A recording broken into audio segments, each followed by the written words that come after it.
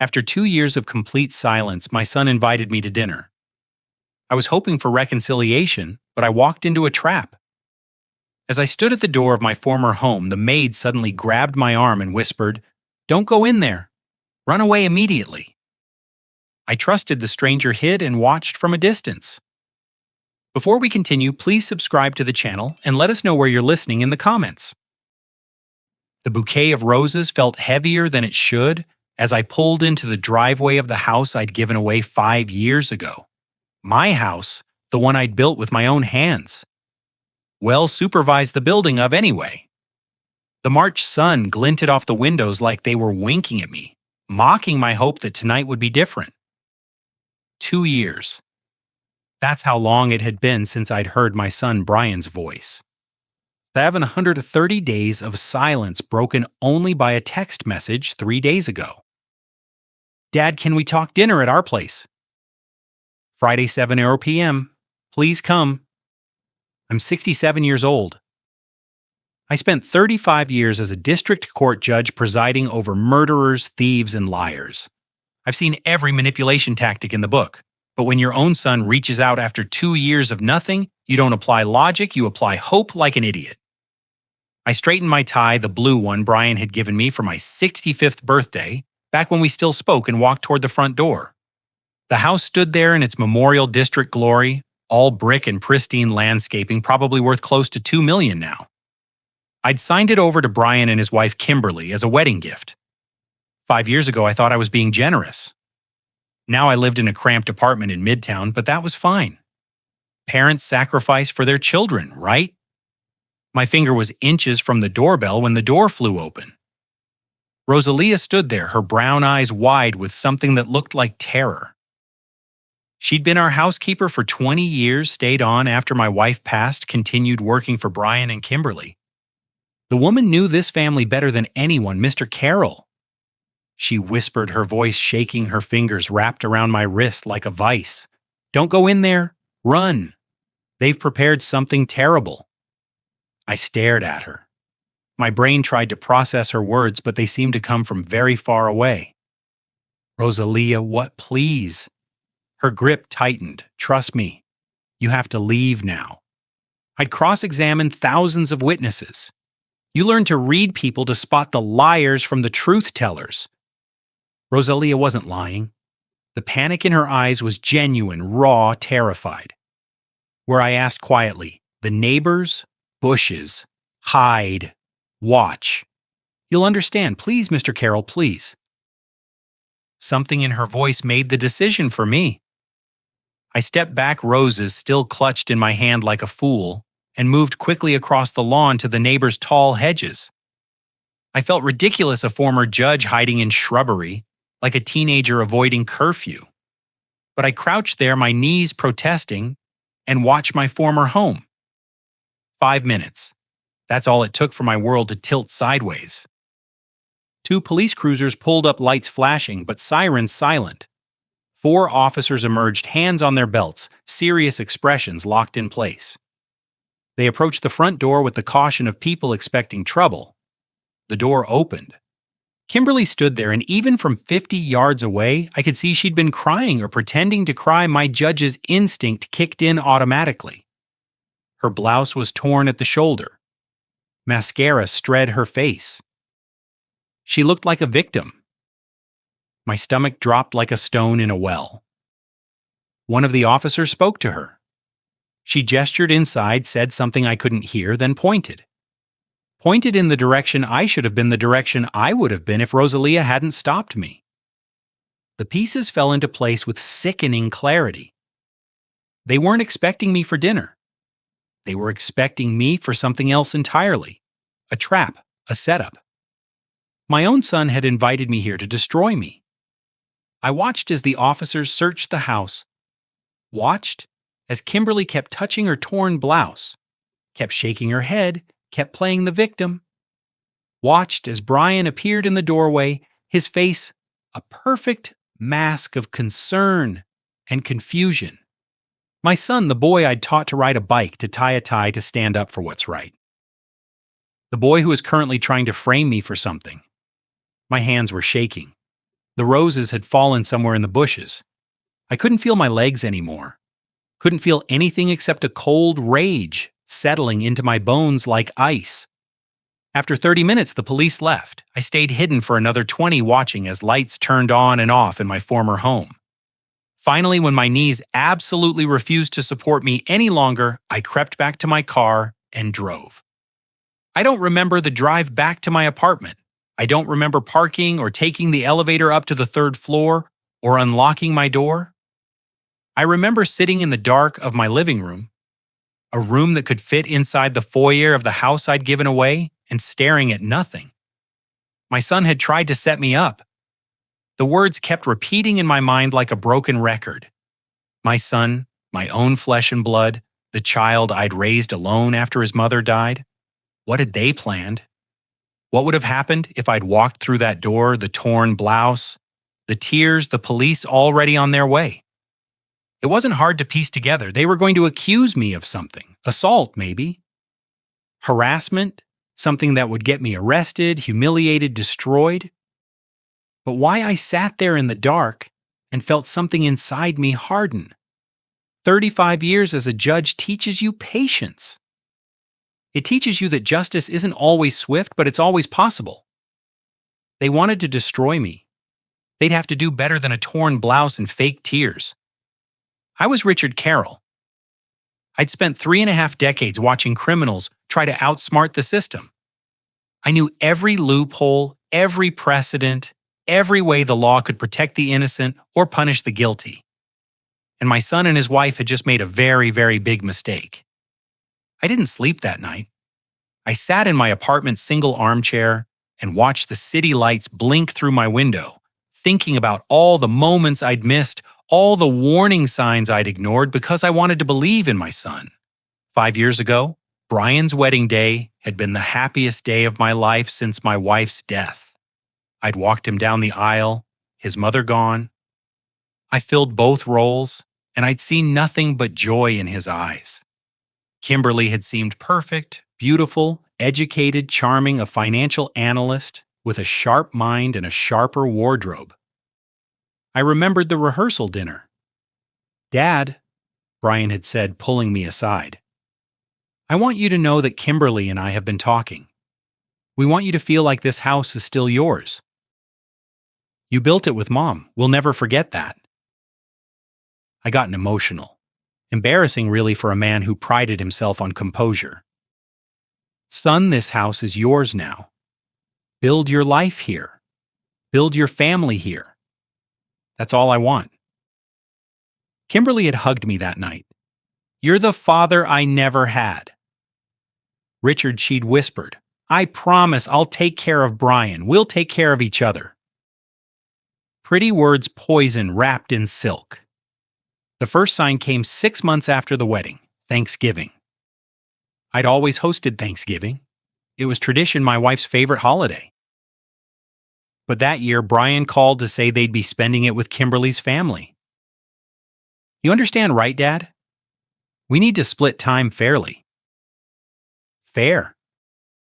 I'd nodded on the phone, said, "Of course I understand." Spent the day alone with a rotisserie chicken in a terrible movie. Christmas came. "Oh, Dad, I'm so sorry. Kimberly thought I'd told you we were doing Christmas Eve at her parents' this year. We must have gotten our wires crossed." Wires crossed? Right? Then came the money requests. Small at first. "Dad, we're renovating the kitchen. Could you help out just $5,000? I'd helped. Of course I'd helped. "The car broke down. Need a new one. Down payment's killing us. Property taxes are higher than we thought. There's this investment opportunity." That's where it started to change. The investment opportunity. Brian had come to my apartment, my cramped, sad little apartment, that made him wrinkle his nose when he walked in, and sat across from me with papers and projections and promises. "It's a sure thing, Dad. Kimberly's firm is in on it. We're talking returns that could double our money in 2 years. But we need capital. I need you to invest your pension fund." I'd looked at the papers, Looked at my son, seen something in his eyes I'd never seen before. Desperation mixed with something harder. Greed, maybe, or fear. Son, this is my retirement. Everything I have. Exactly. Don't you want it to grow? Don't you trust me? That's when Kimberly had appeared in my doorway. I hadn't realized she'd come with him. Had been waiting in the car. Richard, she'd said, her voice, honey sweet and razor sharp. I understand you're cautious, but Brian is your son. He's asking for your help. Don't you believe in him? I'd felt the trap closing even then, but I'd tried to sidestep gracefully. It's not about belief. It's about being smart with money. I've worked too hard. You've worked too hard. Kimberly's voice had gone cold. Brian works hard too. But I guess that doesn't matter to you. I guess your son's success doesn't matter as much as your precious savings. The argument had escalated. Brian had called me selfish. Kimberly had called me controlling. Said I was trying to keep Brian dependent, trying to keep him small. I defended myself badly, I'll admit, and they'd left. I'd called Brian the next day to apologize. Left 3 voicemails, sent texts, nothing. 2 weeks later, I'd driven to the house. Kimberly had answered the door. Brian doesn't want to see you right now, Richard. You hurt him deeply. He needs space. Space. 2 years of space. Sitting in my dark apartment after the near miss at the house, I finally understood. It hadn't been about the investment at all. It had been a test. When I'd failed their test, when I'd refused to hand over my life savings, I'd become a problem, an obstacle. And now they wanted to remove that obstacle permanently. I thought about Brian as a child, 8 years old, learning to ride his bike without training wheels. He'd fallen, scraped his knee bloody, and I'd cleaned the wound while he cried. Dad, I can't do it, he'd sobbed. Yes, you can, I'd told him. You get back up, you try again. That's what we do. He'd gotten back up. He'd learned to ride. That boy was gone. In his place was a man I didn't recognize. A man controlled by a woman who saw people as assets to be leveraged or liabilities to be eliminated. The anger I'd felt at the house returned, but colder, now calculated. I'd spent 35 years in courtrooms watching bad people do bad things and face consequences. I knew how this worked. I knew the system inside and out. They thought I was just a lonely old man, easily manipulated or easily destroyed. They thought wrong. I stood up, turned on the light, and found my phone. I had calls to make, plans to develop, evidence to gather. Rosalie had saved me tonight, but I needed to know what they'd planned, what they'd hoped to accomplish, and then I needed to make sure they faced every consequence the law would allow. Because I was Richard Carroll, former district court judge, and I was about to teach my son a lesson he should have learned when he was 8 years old. Actions have consequences, and you don't get to destroy people without answering for it. The game was on, and this time I intended to win. I stared at Rosalia's number on my phone for 10 minutes before calling. The morning sun filtered through my apartment blinds, casting prison bar shadows across my coffee table. Appropriate, really. I'd almost walked into a cage of my own son's making. She answered on the first ring. Mr. Carroll, Rosalia. My voice came out rougher than intended. I need to know what you heard. Everything. There was a pause. I heard her breathing, heard the click of a door closing. She was finding privacy. Smart woman. They were in the study, she began quietly. The night before they sent you that text? I was cleaning the upstairs hallway and their voices carried. Mrs. Kimberly was excited. She said, "Once we get the restraining order, the rest will be easy." My hand tightened around the phone. Go on? Mr. Brian asked, "What if you didn't show up?" And she laughed. "Mr. Carroll," she said, "he'll show up. He's desperate to see his precious son. Old men are so predictable." Rosalia's voice cracked. Then she explained the plan. They would accuse you of of attacking her of inappropriate behavior. The police were already on standby. She'd called them before you even arrived. Said she feared for her safety because you'd been sending threatening messages. I hadn't sent a single message. The text invitation had come from Brian's phone to mine one way. Once they had you arrested, Rosalia continued, they planned to petition for a psychological evaluation, paint you as unstable, dangerous, then guardianship, control of your finances, your pension, everything. The coffee in my stomach turned to acid.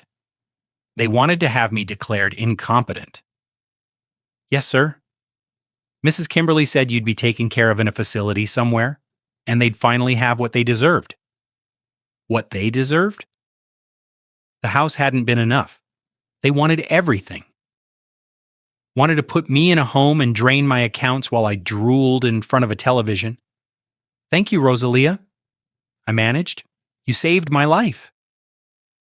You were always kind to me, Mr. Carroll. When my daughter was sick, you paid for her medicine. You didn't have to do that. Her voice strengthened. I won't let them destroy you.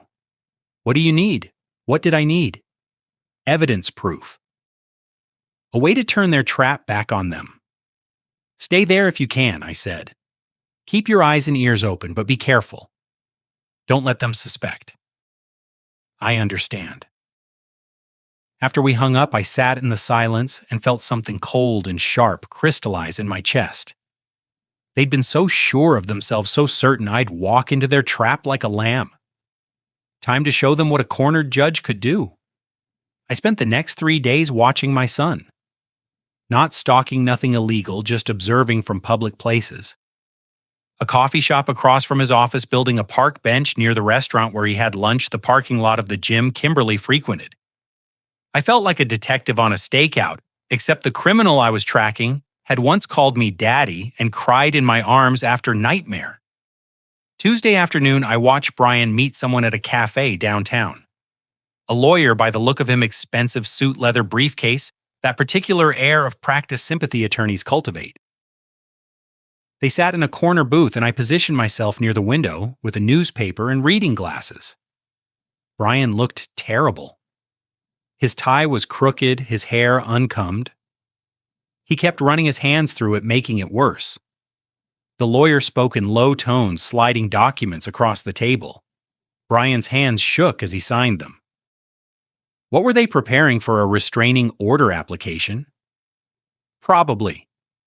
Evidence of my supposed instability. Character witnesses. Perhaps people Kimberly would have coached to describe me as aggressive, unpredictable, senile. The lawyer left first. Brian stayed staring into his coffee cup like it might contain answers. For a moment I saw the boy he'd been uncertain seeking guidance. Then Kimberly arrived. The transformation was instant. Brian straightened up, put on a smile that didn't reach his eyes. Kimberly slid into the booth beside him, not across from him, beside him, and placed her hand on his arm, possessive, controlling. I watched their interaction with the same attention I'd given to countless witness testimonies. Kimberly did most of the talking, her lips moving rapidly, her free hand gesturing sharply. Brian nodded. When he tried to speak, she cut him off with a touch, a look, a word I couldn't hear but could see the effect of. He was a puppet. My son had become a marionette and Kimberly held every string. They discussed something intently. Plan B, maybe, as Rosalia had mentioned. What happens if the father survives? I lip-read what I could. Money, lawyer, insurance facility. Each word was a nail in the coffin they were building for me. Kimberly's confidence was striking. She sat with perfect posture, her expression calm, almost serene. She believed she'd already won. Why wouldn't she? She'd isolated Brian from his father, manipulated him into demanding money, turned that rejection into 2 years of silence, and now orchestrated a scheme to destroy me completely. Textbook sociopath, really. I'd seen enough of them in my courtroom. Brian, though. Brian looked haunted. His eyes darted around the cafe, never settling. His jaw was clenched so tight I could see the muscle jumping from across the room. When Kimberly touched his hand, he flinched slightly before forcing himself to relax. He was afraid, not of me, of her, or maybe of himself, of what he'd become. I felt a flash of pity quickly extinguished. He'd made his choices. He'd chosen her over me. Greed over integrity, lies over truth. Whatever happened next, he'd earned it. They left together, Kimberly's hand on Brian's back, steering him like a child. I waited 5 minutes before following, at a distance, watching them climb into the Mercedes I'd helped Brian buy 2 years ago. "Just a small loan, Dad. I'll pay you back." He never had. That evening I sat in my apartment and made a list. Not on paper, too risky, but mentally the way I used to prepare for complex cases. Evidence needed. Rosalia's testimony. Financial records showing their debt. Documentation of the house transfer. Proof of their scheme. Recordings if possible. Legal avenues. Challenge the house gift as fraudulent conveyance. Criminal complaint for attempted false imprisonment, fraud, conspiracy, civil suit for damages. Professionals, required attorney. Private investigator, maybe, though I could do most of the surveillance myself. Financial analysts to trace their money. Trouble's weakness to exploit Brian's guilt, his fear the cracks in their relationship that I'd seen in that cafe. The fact that Kimberly was so confident she'd get sloppy. And their biggest mistake underestimating me, thinking that because I'd given them a house, I'd give them everything. Thinking that because I'd been silent for 2 years, I'd stay silent forever. They thought I was just a lonely old man fading away in a sad apartment. They forgot I'd spent 35 years destroying people who underestimated the law. Gerald Morrison's office hadn't changed in the 15 years since I'd last been there. Same dark wood paneling, same leather chairs, same view of downtown Houston's skyline. We'd cross paths in court dozens of times, him defending me presiding, and we'd maintain the kind of professional respect that comes from worthy opponents. Richard, he stood when his secretary showed me in extending his hand. "It's been a while. I heard you retired 3 years ago." I shook his hand and sat without preamble. "Gerald, I need your help. And I need you to understand that what I'm about to tell you is both personal and urgent." His expression shifted to alert attention. Good. I'd always appreciated his ability to focus. I laid it out cleanly, chronologically, the way I'd present evidence in court the house gift 5 years ago. The gradual isolation. The money demands, the 2 years of silence, the dinner invitation. Rosalia's warning, the police trap. I'd narrowly avoided the overheard conversation about guardianship and financial control. Gerald listened without interrupting, taking notes in his precise handwriting. When I finished, he sat back and studied me. "That's attempted fraud at minimum," he said slowly. "Possibly conspiracy, false imprisonment, if they'd succeeded in getting you arrested on false charges, and the guardianship angle. That's calculated, premeditated exploitation." He tapped his pen against his notepad. "But proving it will be challenging." "I know. That's why I need your expertise." He nodded. "The house gift? That's interesting. In Texas, we can challenge transfers made with fraudulent intent.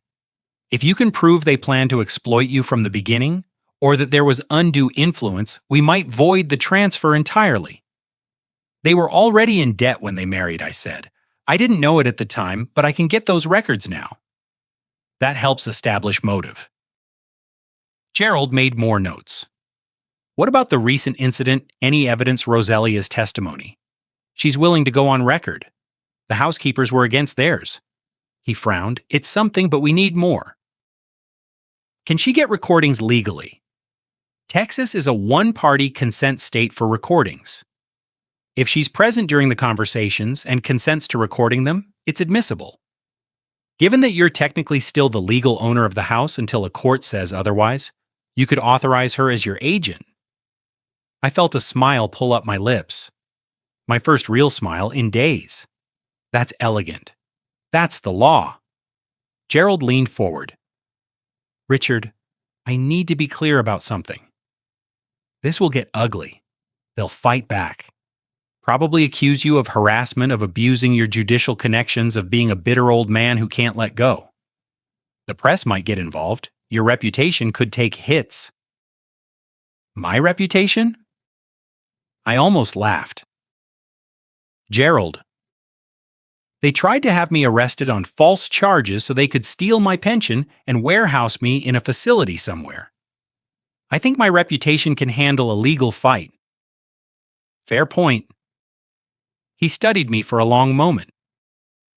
You understand this isn't about revenge, legally speaking. This is about protecting your rights and holding them accountable for criminal conspiracy. Of course, I met his eyes. Revenge would be petty. Justice, on the other hand, is what I've spent my entire career pursuing. I'll need a retainer. This kind of case money isn't an issue. I'd lived modestly for 3 years, saved most of my pension. I want the best possible outcome within the boundaries of the law. I want them to face every consequence their actions have earned.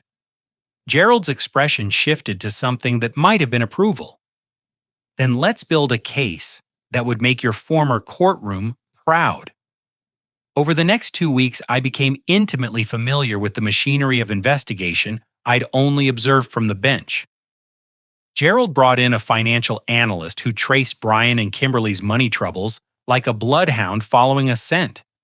The picture that emerged was damning. Kimberly had come into the marriage with $87,000 in debt.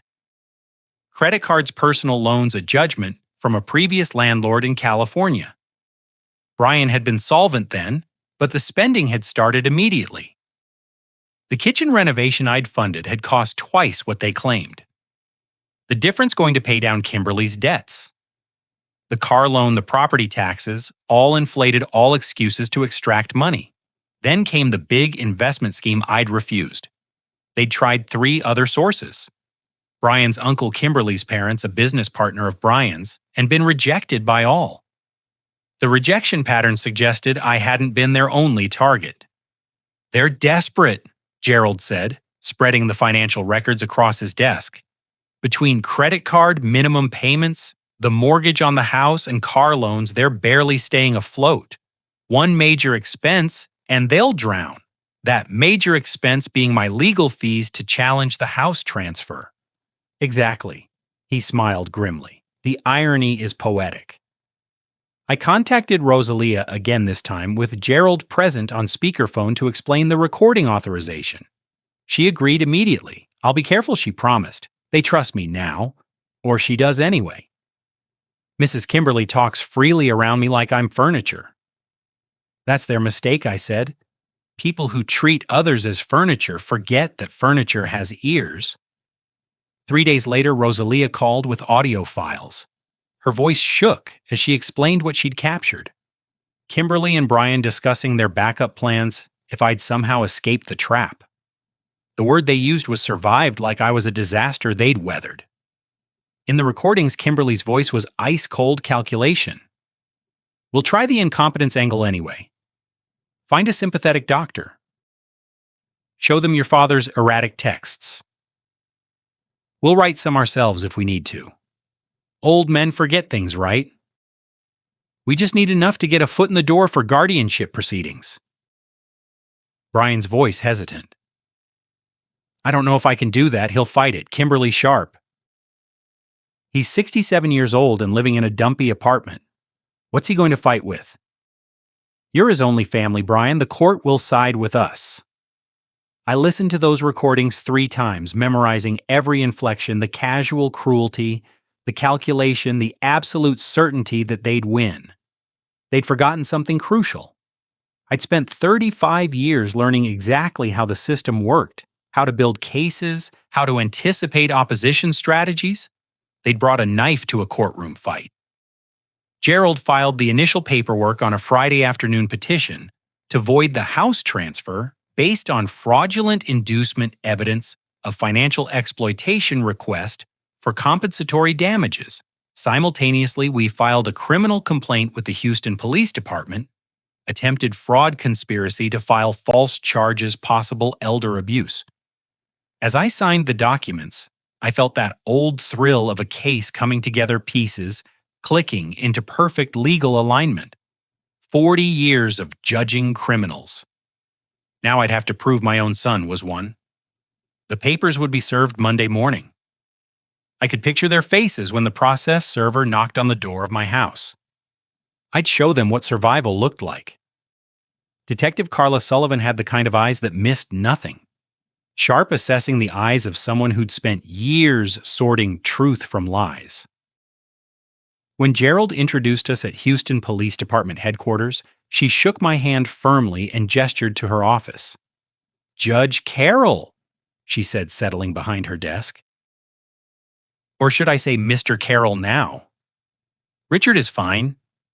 I sat across from her, noting the case files stacked precisely the commendations on the wall, the coffee cup with a faded HPD logo. Organized, detail-oriented, experienced, good. Your attorney filed an interesting complaint, she continued, opening a folder. Conspiracy, attempted fraud, filing false charges. Those are serious allegations against your son and daughter-in-law. They are. I met her gaze steadily, and they're all true. I have evidence. Over the next hour, I walked her through everything. The dinner invitation after 2 years of silence. Rosalia's warning, the police arriving at an empty scene, the overheard conversations about guardianship and financial control, the recordings of them planning their backup schemes. Sullivan listened with that particular intensity cops develop when a case clicks into place. When I finished, she sat back. Your housekeeper, Rosalia Garcia, she's willing to testify under oath. She's already given Gerald a sworn statement. And you have recordings of the defendants discussing their plans. Multiple recordings, all legally obtained under Texas one-party consent law. A slight smile crossed Sullivan's face. You know your law. I spent 35 years applying it. Now I'm relying on it. She called Rosalia in first.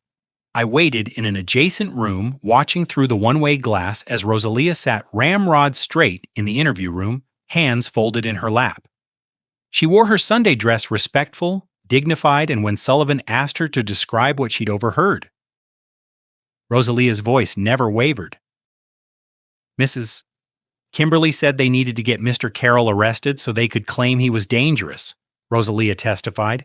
She said once they had a restraining order, they could petition for guardianship. She laughed and said, "Old men are so predictable." Sullivan took notes, her expression neutral. And Mr. Brian Carroll. What was his role? He was scared, I think. But he went along with it. He said, "What if Dad doesn't show up?" And Mrs. Kimberly said, "He'll show up. He's desperate." Rosalia's voice cracked slightly. Mr. Carroll raised that boy alone after his wife died. To see him plan this, it broke my heart. After Rosalia left, Sullivan brought Brian in. I leaned forward, watching my son enter the interview room like a man walking to his execution. He looked worse than he had at the cafe. His suit was wrinkled, his tie askew. Dark circles shadowed his eyes. His hands trembled as he sat down, and he couldn't seem to meet Sullivan's gaze for more than a second at a time. "Mr. Carroll," Sullivan began, "I need to ask you about the evening of March 15th. You invited your father to dinner." "Yes." Brian's voice was barely audible. "Well, I wanted to reconnect after 2 years of no contact." "Yes." "Why then?" Brian's hands twisted together. "I thought we thought it was time." Sullivan's tone sharpened slightly. "You and your wife?" "Yes." Sullivan let the silence stretch. I knew the technique. Let them fill the void. Let nervousness loosen tongues. Brian fidgeted, uncrossed, and recrossed his legs. "Your father didn't come that evening," Sullivan continued. "But police were called to your home." "Why, Kimberly?" "My wife. She thought she heard someone outside. We got scared." "Scared of what? We didn't know." "It was dark. I watched my son lie, watched him avoid eye contact. watched his fingers drum against his thigh. 35 years of watching witnesses, and I could read guilt like a neon sign. Sullivan pressed. You called police before your father was supposed to arrive. The call log shows. I need to talk to my lawyer, Brian blurted. Perfect timing. The interview room door opened and Kimberly walked in, her lawyer somewhat expensive by the suit trailing behind. This interview is over, the lawyer announced. But Kimberly moved straight to Brian, placed her hand on his shoulder with that familiar possessive grip, and leaned down to whisper something in his ear. Brian flinched but nodded. Sullivan watched this with interest. So did I. Control, I thought. Even here in a police interrogation room. She couldn't help herself. She needed to manage Brian to keep him on script. Mrs. Carol Sullivan said calmly, I'd like to interview you separately. My client doesn't have to, the lawyer began. I'll talk, Kimberly interrupted, ice-cold confidence in every syllable. I have nothing to hide. They moved Brian out. Kimberly took his seat, smoothed her skirt, and gave Sullivan a smile that didn't reach her eyes. Detective, I understand you're investigating some complaints from my father-in-law. I want you to know we were simply trying to protect ourselves. Protect yourselves from what Richard has been unstable since his retirement, making accusations, sending disturbing messages. We haven't found any messages from him to you or your husband. Kimberly's smile tightened microscopically. He's clever about covering his tracks. That's what makes him dangerous. I watched her perform, watched her deploy that calm, rational tone. She was good, I'd give her that. If I hadn't known the truth, hadn't heard the recordings, I might have believed her. Miss Garcia, your housekeeper says she overheard you and your husband planning to falsely accuse Richard Carroll. Sullivan said, What's your response? Rosalia Kimberly's laugh was dismissive. She's always been jealous of me. Richard clearly manipulated her, paid her probably to say these things. Sullivan showed no reaction. We have recordings, Kimberly's lawyer cut in. Illegally obtained recordings aren't actually, I murmured to Gerald, who stood beside me in the observation room. They're perfectly legal under Texas law. On the other side of the glass, Sullivan explained the same thing. Kimberly's face went very still, though her smile remained frozen in place. I think her lawyer said carefully, We're done here until we can review all materials. After they left, Sullivan came to find me. That was enlightening, she said. Your son is one breath away from confessing. Your daughter-in-law, though she's a predator, I finished. She believes she's smarter than everyone else. That confidence will be her downfall. The recordings help immensely. I'll forward this to the DA's office, but frankly, Mr. Carroll, she paused. This is also a civil matter. Your house, your finances, criminal charges will take time. I know. I smiled grimly. That's why I've also filed a civil suit. Multiple fronts, detective. Always attack on multiple fronts. Gerald and I left the police station together. The April sun felt warm on my face, and for the first time in weeks, I felt something like hope. They're rattled, Gerald observed. They should be, but Kimberly will fight. She'll hire the best lawyer she can afford, spend every penny they have, which means they'll have nothing left for the house payments, the credit card minimums. Exactly. I stopped at my car, looked back at the police building. Even if they somehow win in court, they'll lose everything fighting. They're drowning Gerald. And I'm the one who opened the floodgates. It felt like justice. No, it felt like the beginning of justice. Monday morning arrived with brutal sunshine and the kind of clarity that comes from knowing you're about to change everything. I sat in my apartment with coffee and my phone waiting for Rosalia's call. It came at 9:47 a.m. They just got served, she whispered. The process server left 30 seconds ago. Mr. Carroll, you should hear them. Can you record it? I asked. Already am. There was a rustling sound as she positioned her phone. Wait. Then I heard it.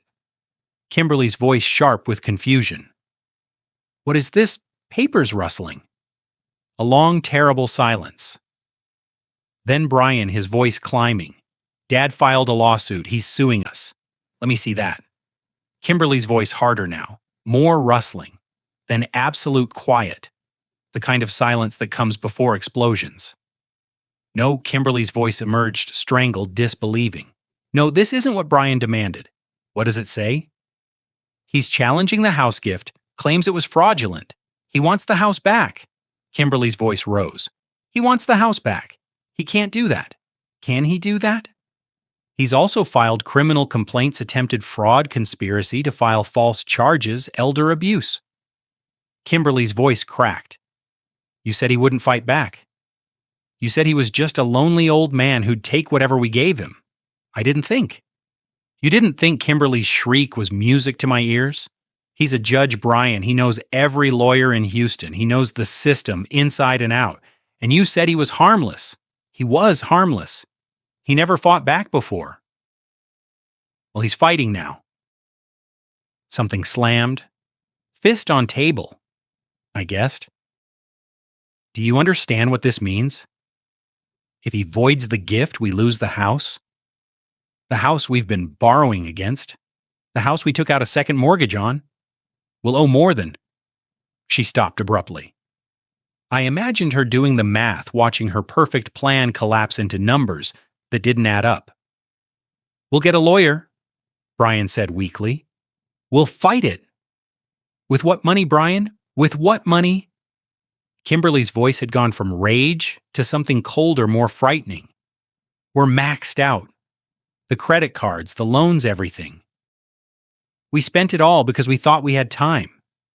We thought we'd have the house and his pension, and then we'll refinance.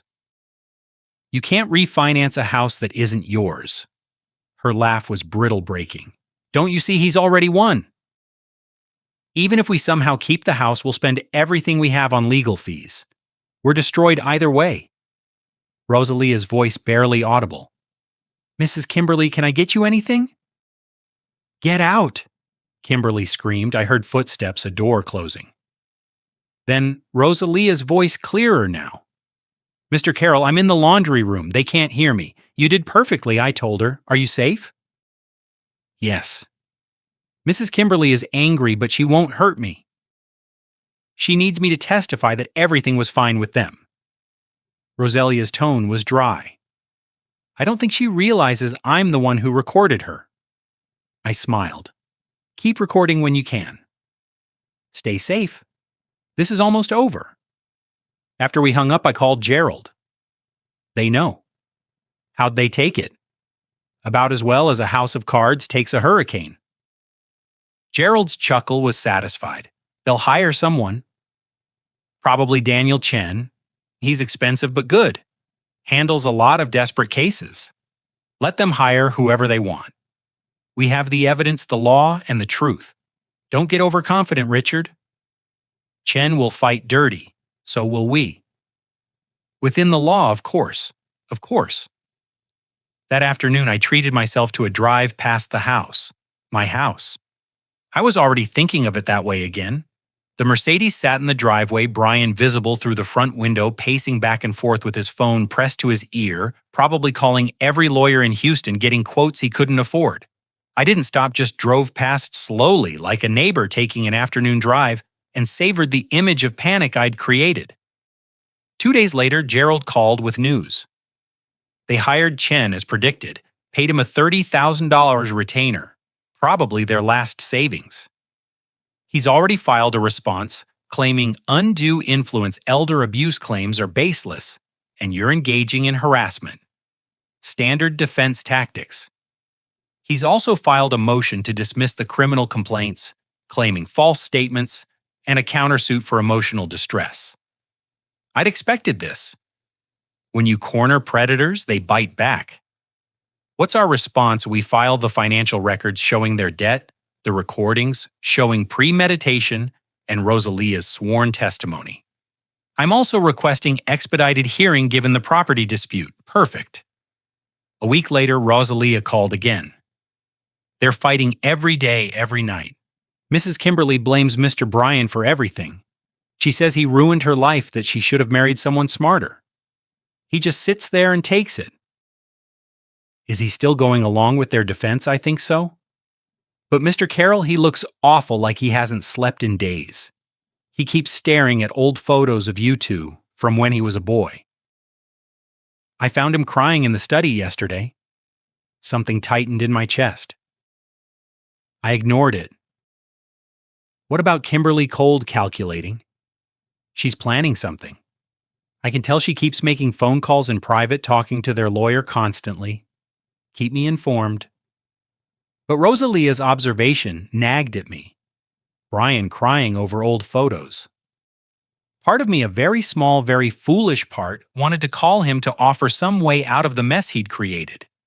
Then I remembered watching from the bushes as police arrived to arrest me for crimes I hadn't committed.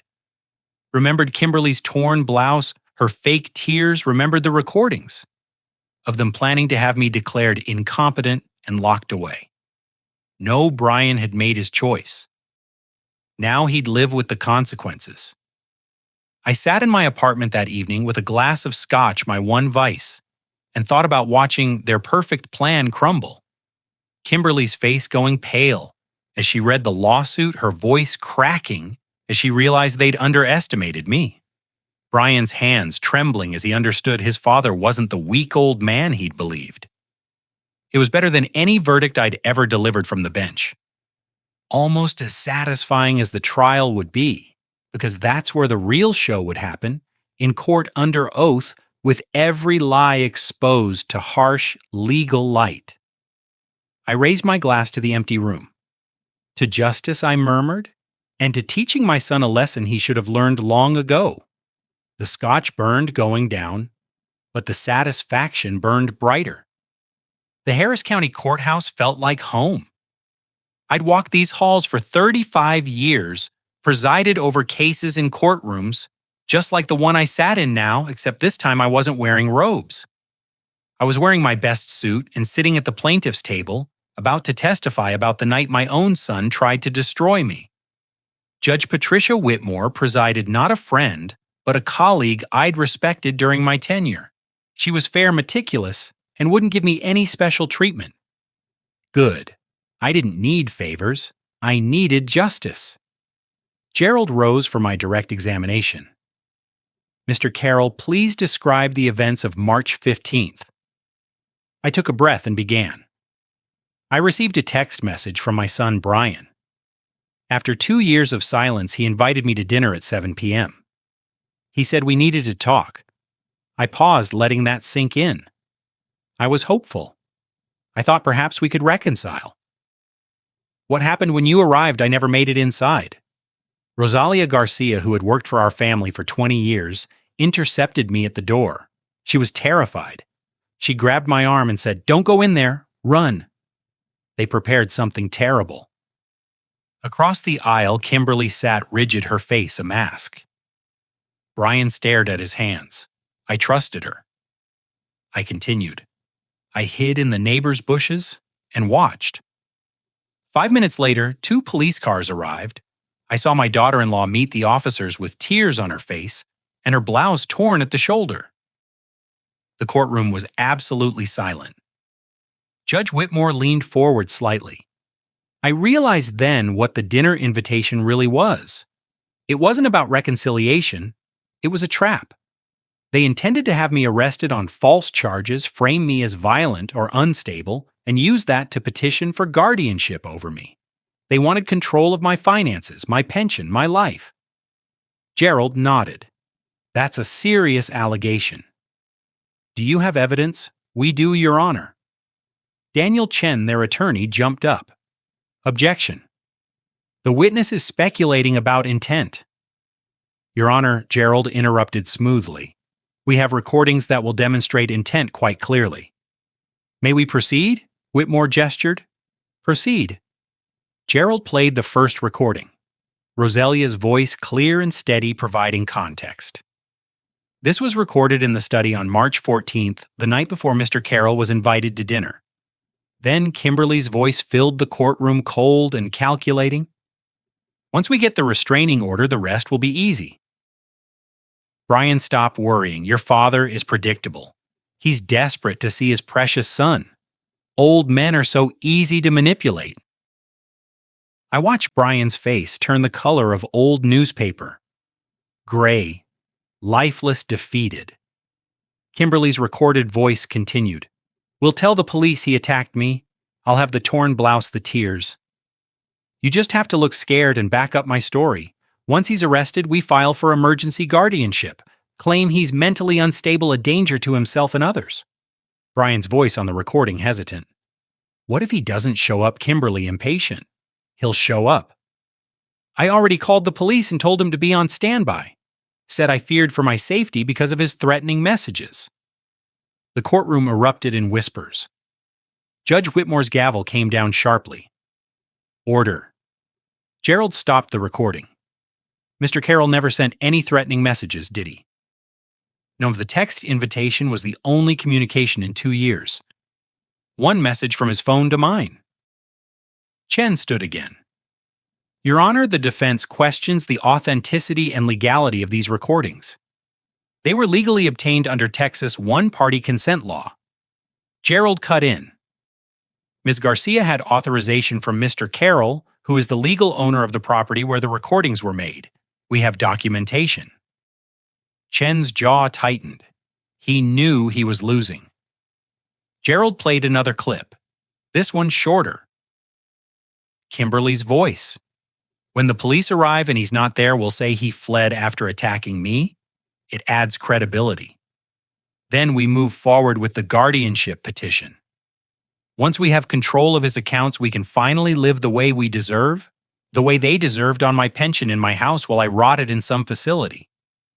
I looked directly at Brian and Kimberly. Brian couldn't meet my eyes. His hands trembled, visibly clenched together on the table.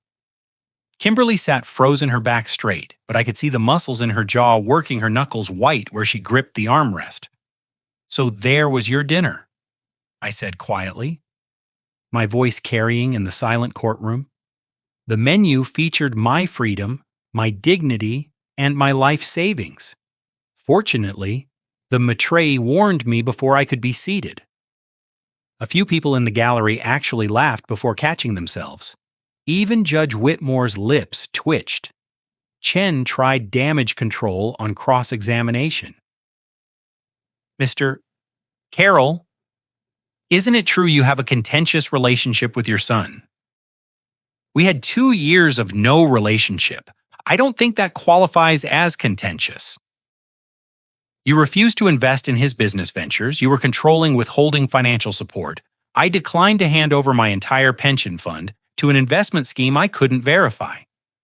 That's called being prudent, not controlling. You're using your connections in the legal system to wage a vendetta. I'm using the legal system exactly as it's designed to be used to seek justice when someone attempts fraud." I smiled thinly. If that's a vendetta, then every plaintiff who ever filed suit is guilty of the same. Chen couldn't shake me. 35 years of courtroom experience meant I knew every trick, every trap, every way a lawyer might try to discredit testimony. When I stepped down, Gerald called Rosalia. She testified clearly, calmly about overhearing their plans, about warning me about recording subsequent conversations on my authorization. Chen attacked her credibility, jealousy of Kimberly, financial incentive to help me, but Rosalia held firm. "I worked for the Carroll family for 20 years, she said quietly. "I watched Mr. Carroll raise Brian alone after his wife died. I watched him sacrifice everything for that boy. When I heard them planning to destroy him, I couldn't stay silent. Some things matter more than a paycheck." By the time Judge Whitmore adjourned for lunch, the damage was done. I could see it in Chen's posture and the way Brian and Kimberly wouldn't look at each other. "We're winning," Gerald murmured as we left. "We haven't won yet," I replied. But I couldn't help smiling. The afternoon session brought financial experts who testified about Brian and Kimberly's debt, their borrowing patterns, their desperation. Judge Whitmore took notes, asked pointed questions, and finally announced she'd order a forensic financial examination and reconvene in 30 days. As we filed out, I caught Kimberly's eye. For just a moment, her mask slipped. I saw fear there, raw and undeniable. Good. Now she knew how it felt. They came out swinging. I had to admire the strategy even as I hated the tactics. 3 days after the hearing, Gerald called. They filed a countersuit, emotional distress, harassment, abusive legal process. They're claiming you're weaponizing the court system to punish Brian for growing independent. That's absurd. It's also strategic. They're trying to muddy the waters, make you look vindictive. Chen knows he's losing the main case, so he's creating chaos. The local news picked it up that evening. I watched from my apartment as Kimberly stood on the courthouse steps, in a demure dress, her expression sorrowful. "I'm heartbroken," she told the reporter, dabbing at her eyes. Richard Carroll can't accept that his son is an adult with his own life. This lawsuit, these accusations, it's revenge because Brian wouldn't hand over his entire future to be controlled by his father. The reporter, young and earnest, ate it up. Some are calling Mr. Carroll a bitter old judge abusing his connections. I turned off the TV. Bitter old judge. Right. My phone rang. "Don't worry about it," Gerald said. "Public opinion doesn't matter in court. The evidence does." But it still stung. I'd spent 35 years building a reputation for fairness, for integrity. Now my son's wife was painting me as a tyrant on the evening news. The next day brought worse news. Chen had hired a digital forensics expert who claimed the recordings showed signs of editing. Never mind that our own expert had certified them as authentic, Chen was planting doubt. Motion to exclude the recordings as evidence, Gerald told me.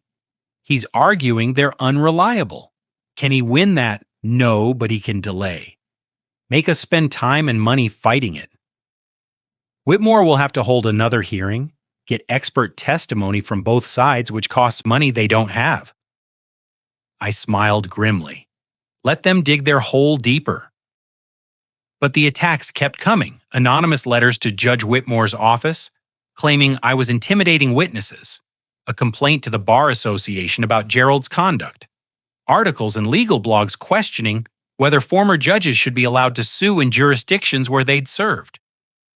They're desperate, Gerald said during an emergency meeting, throwing everything at the wall to see what sticks. It's working, though. We're spending time defending instead of attacking only temporarily. Gerald spread new documents across his desk, because while they were busy with their PR campaign, I was busy too. Bank statements showing they took out a second mortgage on the house 3 months ago. Credit card statements showing luxury purchases the same week they claimed to be barely surviving. And this he slid over a document with satisfaction. Kimberly has 3 active judgments against her in California, Nevada, and Arizona. Total debt, $142,000. That's in addition to the debt we already documented. I studied the papers, so they weren't just in debt. They were drowning. Exactly. And the house, your house, was their life raft. They needed you out of the way so they could borrow against it freely, maybe even sell it. My phone buzzed. Brian's number. I stared at it for a long moment before answering. Dad. His voice was broken. Dad, please. Can we talk? We're talking now. Not like this in person, please. I need to explain. Explain what? How you planned to have me arrested, how you wanted to lock me away and steal everything I've worked for. It wasn't my idea, Kimberly. She convinced me you were getting old, that you needed protection. Protection? I laughed, harsh and bitter. I laughed harsh. Is that what you call it? I'm sorry. I'm so sorry. If I could take it back, but you can't. That's the thing about choices, Brian. You made yours. Now you live with the consequences. I know I don't deserve forgiveness, but Dad? She's destroying me. The lawyer fees the fights. I can't sleep. I can't think. I've lost everything. My job let me go because of the scandal. We're going to lose the house anyway. Good, I said coldly. It was never yours to keep. Please, I'm begging you. Drop the suit. I'll sign the house over. I'll pay back everything. Just please stop. I closed my eyes. For just a moment, I heard the 8-year-old boy crying over scraped knees, the teenager asking for help with homework, the young man thanking me at his college graduation. Then I remembered torn blouses and fake tears and plans to lock me away. You wanted me gone, Brian. You get your wish, but not the way you planned. I paused. See you in court. I hung up before he could respond. Gerald watched me carefully. That must have been hard. It was necessary. I stood straight in my jacket. What's our next move? The forensic financial report comes back next week. Once Whitmore sees the full scope of their borrowing and spending, she'll rule in our favor on the house transfer. Then it's just a matter of the criminal charges. And their countersuit, it'll die on the vine. No merit, no evidence. Chen knows it. He's just making noise. A week later, the expert's report landed like a bomb. Pages of documentation showing systematic financial deception, fraudulent borrowing, deliberate exploitation of the house gift. The judge who reviewed it called it one of the most clear-cut cases of fraudulent conveyance he'd seen. Chen tried one last desperate move, claiming I'd coerced Rosalia's testimony. Whitmore shut it down in 3 sentences. I sat in my apartment that night and felt something shift. Not victory, not yet, but inevitability. The machinery of justice had started turning, and nothing they did could stop it now. The final hearing was scheduled for June 3rd, weeks away. 3 weeks until I'd either reclaim everything they'd tried to take or watch them somehow escape consequences. But I'd built this case carefully, brick by legal brick, and I knew with the certainty that comes from decades in courtrooms how it would end. They'd gambled everything on my weakness. Time to collect their debt. June 23rd arrived with oppressive humidity and cloudless skies. I dressed in my best suit, the charcoal gray one I'd worn for important verdicts when I was still on the bench. Gerald met me outside the courthouse, his expression carefully neutral. Ready, he asked. I've been ready for 3 months. Judge Whitmore's courtroom was packed. I recognized a few reporters in the back rows, some lawyers I'd known over the years, curious observers drawn by the drama of a former judge suing his own son. Brian and Kimberly sat at the defense table with Chen, who looked like a man about to watch his ship sink. Whitmore entered, we all rose, and she wasted no time. I've reviewed all submissions, expert reports, testimony, and evidence. This is my ruling on Carroll v. Carroll. The courtroom went silent. I could hear Brian's breathing from 15 ft away. Rapid, shallow, panicked. First regarding the petition to avoid the gift of real property. Whitmore adjusted her glasses, looked directly at Brian and Kimberly.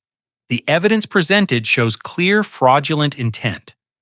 Text messages, recordings, and financial documents demonstrate that the defendants accepted the property gift while simultaneously planning to exploit the plaintiff for additional funds. When refused, they orchestrated an elaborate scheme to have him arrested on false charges, establishing grounds for guardianship and financial control. Kimberly's face went absolutely white, not pale white like someone had drained every drop of blood from her body. Her hands clutched the table-edge knuckles, sharp as knives. The gift transfer is hereby declared void ab initio, invalid from the beginning. The property reverts to Richard Carroll. The defendants will vacate within 30 days. Brian made a sound something between a gasp and a sob. His lawyer put a steadying hand on his shoulder, but Brian was already crumbling, his head dropping to his hands. Second, regarding damages, Whitmore's voice remained steady. Clinical. The defendants are jointly and severally liable for court costs, attorney fees, and compensatory damages in the amount of $85,000. Payment plan terms can be negotiated, but the judgment stands. $85,000 they didn't have. I watched Kimberly's throat work, watched her try to swallow, try to speak, try to maintain that icy composure, but her hands betrayed her trembling so badly she had to press them flat against the table to hide it. Finally, Whitmore continued, "I'm referring this matter to the District Attorney's Office for Criminal Investigation. The evidence of conspiracy and attempted fraud is substantial and warrants prosecution." That's when Kimberly broke. Not obviously she didn't scream or cry, but I saw it. The way her shoulders sagged, the way her perfect posture collapsed inch by inch, the way she looked at Brian with something that might have been rage or might have been despair, and he couldn't even meet her eyes. This court is adjourned. The gavel came down like a guillotine. People started moving, talking in hushed voices, but I sat frozen watching them. Chen was speaking urgently to Kimberly, but she wasn't listening. She was staring at nothing, her face a mask of shock that had cracked beyond repair. Brian was openly weeping now, his body shaking with sobs that his lawyer couldn't contain. I felt empty, not triumphant, not vindicated, just hollow, like I'd won a war, but lost something I couldn't name. 3 weeks later, the DA called. "We've reached plea agreements with both defendants." She told me Mrs. Carroll gets 2 years probation, 200 hours community service, and a no-contact order. Your son gets 1 year probation and mandatory counseling. They both agreed rather than risk trial. Good, I said, though I wasn't sure I meant it. The day they signed the plea agreements, I watched from the courthouse hallway. Kimberly signed with a pen that shook in her hand, her lawyer guiding her through each line. Her spine was straight. She'd regained that much. But her hands told the real story. When she finished, she walked out without looking at anyone, her heels clicking on marble like gunshots. Brian took longer. He sat staring at the paper's pen hovering, while his lawyer whispered urgently. Finally, he signed. As he stood to leave, he saw me. Our eyes met across the hallway. His were red-rimmed, devastated pleading. He took a step toward me. "Dad," he croaked. "Dad, I don't." The word came out harder than I intended. I looked at my son, really looked at him, saw the boy he'd been, the man he'd become, the choices that led here. "You chose this, Brian. You chose her, chose the lies, chose to destroy me rather than be honest. This is what choosing wrong looks like. I'm sorry. I'm so sorry. Sorry doesn't fix it." I turned away, started walking. "You wanted me gone. Now you got your wish. Live with it, please?" His voice cracked. "Please, Dad, don't." But I kept walking down the hall through the doors into sunlight that felt too bright. Behind me, I heard him break down completely, heard his lawyer trying to calm him. I didn't look back. I couldn't. If I looked back, I might remember teaching him to ride a bike. Might remember his graduation, his wedding, all the moments before everything went wrong. Better to remember what he'd tried to do.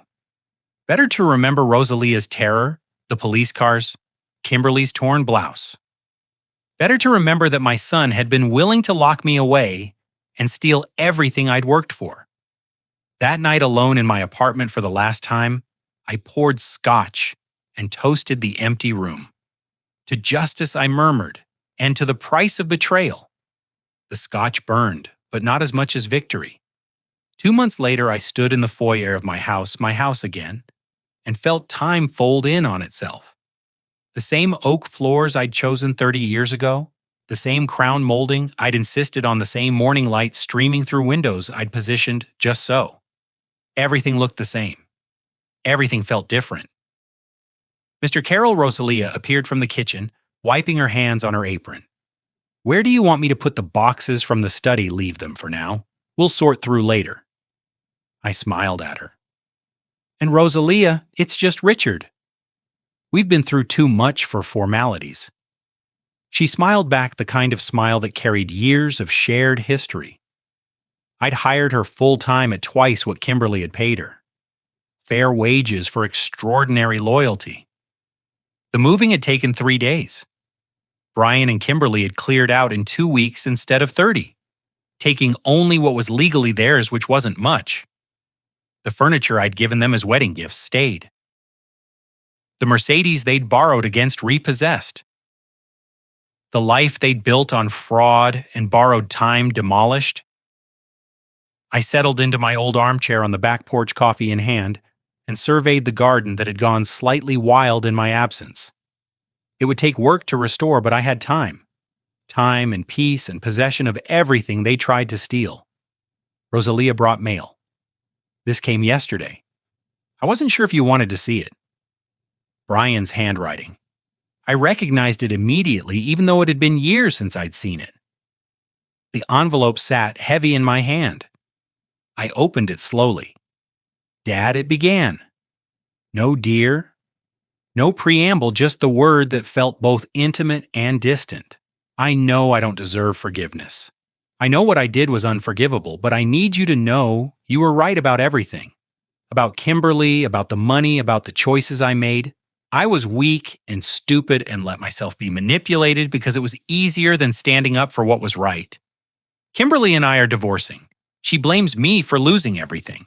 Says I ruined her life by not being smart enough to outsmart my own father. I don't even argue anymore. She's probably right. I'm working 2 jobs now trying to pay off the judgment and the debts we accumulated living in a studio apartment in Planned. It's not much, but it's honest. For the first time in 5 years, I'm living honestly. I think about you every day. About the man you were, the father you were. About how badly I betrayed all of it. I don't ask for forgiveness because I don't deserve it. I just wanted you to know that I understand now what I threw away. I'm sorry, Dad, for everything, Brian. I read it twice, then folded it carefully and slipped it back into the envelope. Walked inside to my study restored and mine, and placed the letter in the top drawer of my desk. Maybe someday I'd answer it. Maybe someday the wound would scar over enough to allow reconciliation, but not today. Today I had a house to reclaim, a garden, to restore a life, to rebuild from the ruins of betrayal. The doorbell rang, Rosalia answered, and I heard familiar voices. Colleagues from my court days dropping by to welcome me home. We spent the afternoon on the porch drinking coffee and swapping stories. And for the first time in 5 years, I felt like myself again. As the sun set over the garden I'd planted decades ago, I stood alone on the porch and thought about dinners that never happened, about invitations that were traps, about sons who chose wrong and fathers who chose justice.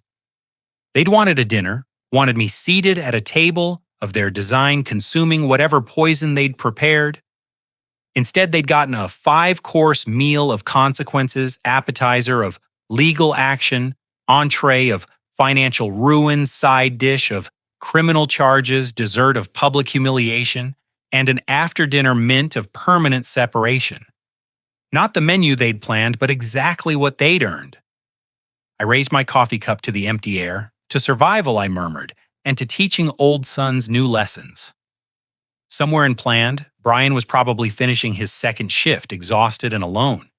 Somewhere out of state, Kimberly was probably scheming her next target, learning nothing.